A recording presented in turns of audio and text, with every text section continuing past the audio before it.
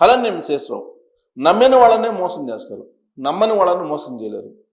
ఇది ఇప్పుడు ఆంధ్రప్రదేశ్లో కనుక ఈ సూత్రాన్ని వర్తింపజేస్తే ఉద్యోగులు నమ్మినటువంటి చంద్రబాబు నాయుడు గారిని, ఉద్యోగులు నమ్మినటువంటి ప్రజల్ని ఉద్యోగులు మోసం చేస్తున్నారు.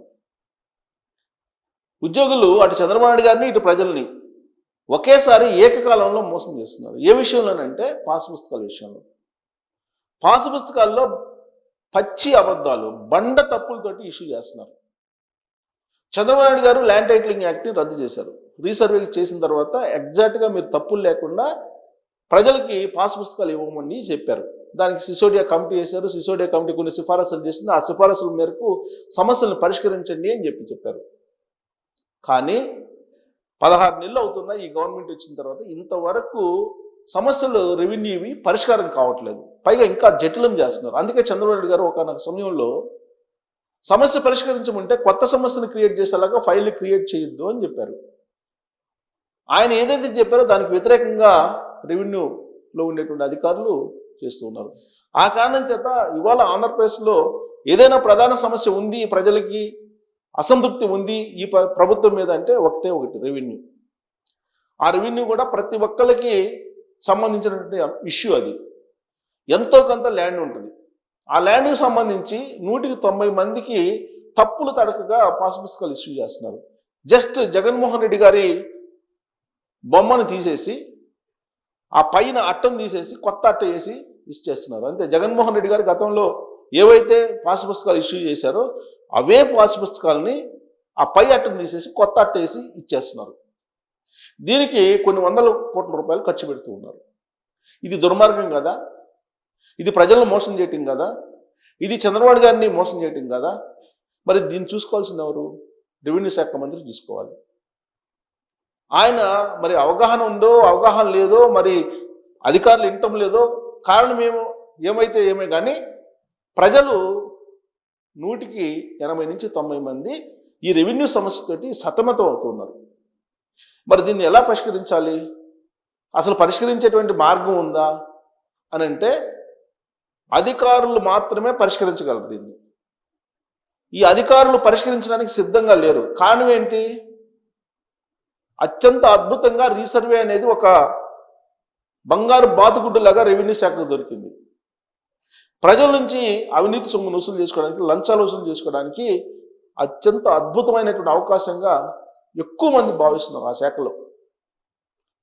అసలు సిసోడియా కమిటీ ఇచ్చినటువంటి సిఫారసుల్లో ఎవరైతే లంచం అడుగుతారో వాళ్ళని డిస్మిస్ చేయమని చెప్పి కూడా ఉంది క్లాసు.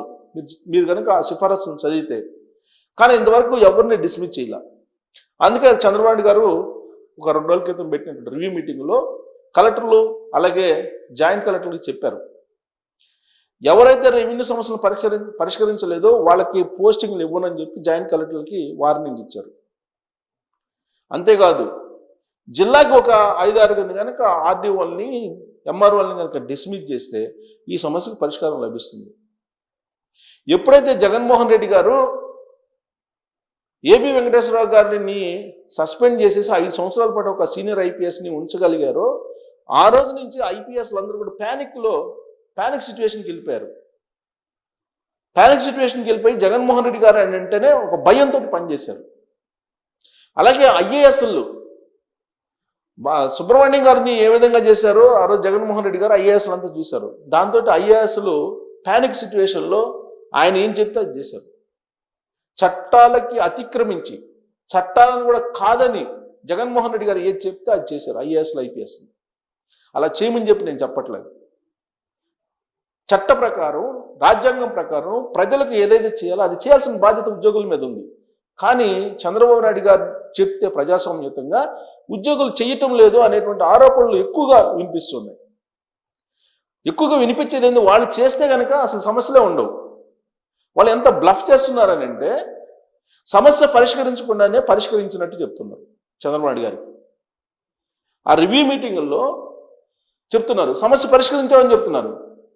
వీళ్ళు చెప్పిన తర్వాత మరుసటి వారంలో గ్రీవెన్సల్లో సేమ్ సమస్య మళ్ళీ రైజ్ చేస్తున్నారు. కంప్లైంట్స్ వస్తున్నాయి ప్రజల నుంచి. సమస్యలు పరిష్కరించట్లేదు రెవెన్యూ సమస్యలు. దానికి కారణం రెవెన్యూ అధికారులే. ప్రజల్ని పీడించుకు తింటున్నారు. ఎకరానికి ₹1,00,000 లంచం అడుగుతున్నారంటే ఏ స్థాయిలో రెవెన్యూ ఉద్యోగులు దాహంతో ఉన్నారు, అవినీతి దాహంతో అనేది అందరికీ, ప్రజలందరికీ తెలుసు. బహుశా పాలకులకు కూడా తెలుసు. అందుకే చంద్రబాబు నాయుడు గారు నేను ఒత్తిడి చేస్తున్నాను, అయినా మీరు సమస్యలు పరిష్కరించట్లేదు, ఆ తర్వాత ప్రజల నుంచి వచ్చేటువంటి ప్రతిస్పందన ఏ విధంగా ఉంటుందో మీరు అర్థం చేసుకుని ప్రజలే చూసుకుంటారు మీ సంగతిని అని చెప్పేసి అని అన్నారు. అంటే ఆయనకు కూడా తెలుసు రెవెన్యూ ఉద్యోగులు రెవెన్యూ సమస్యలను పరిష్కరించట్లేదు అనేటువంటి విషయం. దానికి సంబంధించి ఆల్రెడీ ఆయన గ్రౌండ్లో ఏం జరుగుతుందనేది తెలుసు, సర్వేలు ఉన్నాయి, రెవెన్యూ అధికారులు ఏం చేయట్లేదని కూడా తెలుసు, చేయమని చెప్తున్నారు కానీ చేయట్లేదు. సో వెరీ సింపుల్గా పోయేటువంటి సమస్యని గోటుతో పోయేదాన్ని గొడ్డల్లాగా తీసుకొస్తున్నారు. ఆల్రెడీ అందరికీ పాత పాస్ పుస్తకాలు ఉన్నాయి, అంటే జగన్మోహన్ రెడ్డి ఇచ్చినవి కాదు, జగన్మోహన్ రెడ్డి గారు ఇవ్వడానికి ముందుగానే అందరి దగ్గర పాస్ పుస్తకాలు ఉన్నాయి. ఆ పాస్ పుస్తకాల్లో ఎంత ఎక్స్టెంట్ ఉందో ఆ ఎక్స్టెంట్ బట్టి పాస్ పుస్తకాలు ఇవ్వచ్చు. లేదు దాన్ని నమ్మట్లేదు అనుకోండి, ఆ పాస్ పుస్తకాన్ని మీద నమ్మకం లేదు, రిజిస్ట్రేషన్ డాక్యుమెంట్లు తీసుకొస్తే తెమ్మని చెప్తే ఆ రిజిస్ట్రేషన్ డాక్యుమెంట్లు చెక్ చేసిన తర్వాత ఈ పాస్ పుస్తకాల్లో ఉన్నటువంటి ఎక్స్టెంట్ కరెక్టా కాదా అని చెప్పి తెలుసుకుని ఇమీడియట్గా పాస్ పుస్తకాలు ఇచ్చేయచ్చు. కానీ ఒక పేజీ తిరిగేయాలన్నా కానీ డబ్బులు అడుగుతున్నారు. నాకు తెలిసినటువంటి ఒక తెలుగుదేశం పార్టీ మండల స్థాయి లీడర్ని ఎకరాకి ₹1,00,000 అడిగారు. ఆయన చెప్పాడు నాకు ఫోన్ చేసి, ఇలా ఉంది పరిస్థితి, ఏం చేయమంటారని. 3.5 ఎకరానికి సంబంధించినటువంటి తప్పు పడితే దాన్ని సరిచేయడానికి ఎకరాకి ₹1,00,000 అడిగితే నేను ఇవ్వలేను, ఇచ్చే పరిస్థితుల్లో లేను నేను, మీకు కావాలంటే నాకు ఆ 3 ఎకరాలు రాసి ఇచ్చేసి మిగతా భూమి మీరు అమ్ముకోండి, మీ లంచం కింద తీసుకోండి అని చెప్పి చెప్పాడంట. ఇది పరిస్థితి. ఇలాంటి సిచ్యువేషన్లో రెవెన్యూ డిపార్ట్మెంట్ అప్పుడు కేసీఆర్ గారు ముఖ్యమంత్రి ఉండగా మొత్తం ఆర్ఐలందరినీ ఆర్ఐ వ్యవస్థని తీసేశారు. ఇక్కడ కూడా ధరణి పోర్టల్ పెట్టారు తెలంగాణలో. ఆ ధరణి పోర్టల్ అన్ని తప్పులు తడకలు ఉన్నాయి. దాంతో అసలు ఇసిగిపోయి కంప్లైంట్స్ వస్తూ ఉంటే ఆర్ఐల వ్యవస్థనే తీసేశారు. అలాంటి తీవ్రమైనటువంటి నిర్ణయం ఏదో ఒకటి తీసుకోవాలి చంద్రబాబు నాయుడు గారు, లేదంటే ఈ సమస్యకు పరిష్కారం రాదు. ఈ సమస్య ఇలానే ఉంటే చంద్రబాబు నాయుడు గారు 2029 ఎన్నికల్లో ఇంటికి కిలో బంగారం ఇస్తామని చెప్పినా వాళ్ళు అసంతృప్తిగానే ఉంటారు. రెవెన్యూ సమస్య అంటే భూమితోటి మానసికమైనటువంటి రిలేషన్ ఉంటుంది ప్రజలకి. అలాంటి భూమి మీద హక్కులు కల్పించడంలో రెవెన్యూ సిబ్బంది ఫెయిల్ అవుతున్నారని అంటే అది ప్రభుత్వం మీద ఇంపాక్ట్ పడుతుంది. 2 డిపార్ట్మెంట్ల ప్రభుత్వాన్ని అబాస్పాలు చేసాయి. ఒకటి రెవెన్యూ డిపార్ట్మెంట్, 2 పోలీస్ డిపార్ట్మెంట్. ఈ 2 కనుక కరెక్ట్గా ఉంటే ప్రజల్లో అసంతృప్తి ఉండదు. మిగతా ఏమైనా ఉన్నా కానీ స్వల్పంగా ఉంటాయి కానీ మేజర్గా ఉండవు. పబ్లిక్ తోటి రెగ్యులర్గా టచ్లో ఉండేటువంటి రెగ్యులర్గా ప్రజలకు అవసరమైనటువంటి డిపార్ట్మెంట్లు ఇవి. ఇక్కడ అవినీతి జాడ్యం క్యాన్సర్ లాగా ఉన్నప్పుడు ప్రజల్లో ఖచ్చితంగా అసంతృప్తి ఉంటుంది. సో ఈ రెవెన్యూ సమస్యలను పరిష్కరించడం అనేది ఈజీ అయినప్పటికీ కూడా పరిష్కరించట్లేదు అని అంటే బ్లఫ్ చేస్తున్నారు. బ్లఫ్ చేసేటువంటి అధికారులను ముందు సాక్అవుట్ చేయాలి, డిస్మిస్ చేయాలి. అప్పుడు ఒక 10 మందిని డిస్మిస్ చేస్తే మొత్తం లైన్లోకి వస్తారు. ఇక్కడ చూడండి, రెవెన్యూ క్లినిక్లు అక్కడికక్కడే పరిష్కారం 3.84% మాత్రమే. అక్కడికక్కడే పరిష్కరించడానికి రెవెన్యూ క్లినిక్లు పెట్టారు. అక్కడ కేవలం 4% వేసుకుంటే మొత్తం 4% మాత్రమే పరిష్కరిస్తున్నారు. మిగతా మరి 96% ఎవరు పరిష్కరించాలి? ఇది పరిస్థితి. సమస్యల పరిష్కారం లక్ష్యంగా ప్రభుత్వం రెవెన్యూ సంస్కరణలు చేపట్టింది. అందులో భాగంగా రెవెన్యూ క్లినిక్లను ప్రకటించింది. ఇవి మొదలైన 3 వారాలు గడిచిన వ్యవస్థ కొన్ని చోట్ల ఇంకా గాడిన పడలేదు. అక్కడికక్కడే పరిష్కరించే అర్జీలు 4%, 3.84% మాత్రమే. మిగిలిన వాటికి రకరకాల కారణాలు చెబుతున్నారు. వీటిని కొన్ని జిల్లా కేంద్రాలు నిర్వహిస్తుంటే మరికొన్ని చోట్ల రెవెన్యూ డివిజన్ కేంద్రాల్లో జరుగుతున్నాయి. కొన్ని జిల్లాల్లో అయితే ఇంకా ప్రారంభించనే లేదు. మండల రెవెన్యూ కార్యాలయాల్లో రెవెన్యూ క్లినిక్లు అనే బోర్డులు ఏర్పాటు చేశారు. పరిష్కారమైనవి 3.84%. రాష్ట్ర వ్యాప్తంగా గత ఏడాది డిసెంబర్ 29, ఈ ఏడాది జనవరి 5న రెవెన్యూ క్లినిక్లకు వచ్చిన అర్జీలను పరిశీలిస్తే అక్కడికక్కడే పరిష్కారమైన 3.84% మాత్రమే. వీటిలో సివిల్ వివాదాలకు సంబంధించినవి 7.35% ఉన్నాయి. 22A జాబితాకు సంబంధించినవి 10.63 ఉన్నాయి. 2 వారాల్లో వచ్చినటువంటి అర్జీలను పరిశీలిస్తే 6 సవరణలు, 1561 ముటేషన్లు, 565 వెబ్లాండ్ సమస్యలు, 272 ఆక్రమణలు, 538 ROFRకు సంబంధించినవి 31, రీసర్వే సమస్యలు 861, నిషేధిత 22A జాబితాలో ఉన్నవి 602, ఇతర 1821 వచ్చాయి. ఇది కేవలం అమరావతి పరిధిలోకి సంబంధించినవి.